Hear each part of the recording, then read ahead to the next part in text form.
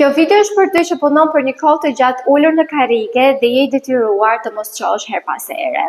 Atëherë, ju her pas here ndjeni mesin tuaj shumë të lodhur, shumë të ngarkuar dhe ndjeni të plogësh pasi ke përfunduar punën. Ju rekomandoj që të merrni një peshqir ose një rrobë ose diçka që ta vendosni në formë rolleri dhe ta mbani te karrigja juaj.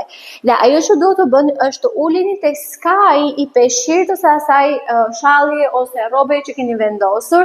Pra, gjysma e vitës është ulur tek peshqiri dhe gjysma e vitës është ulur tek karrigja.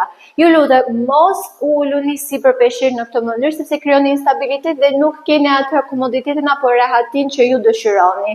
Pra, në skajin e peshqirit, gjysma e brenda tek peshqiri dhe gjysma jashtë karrigja dhe duke qëndruar në këtë mënyrë e gjithë pesha trupore është e balancuar dhe ngarkesa nuk shkon tek mes, por shkon përgjatë gjithë shtyllës kurrizore dhe ju nuk do ndjeni të ngarkuar apo të lodhur pasi të keni përfunduar punën.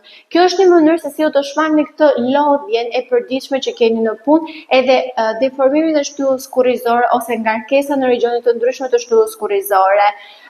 Ju rekomandoj që ta bëni këtë ushtrim. Ta mbani gjithkohës peshqirin në këtë mënyrë dhe më shkruani në koment se si jeni ndjer pasi e keni praktikuar.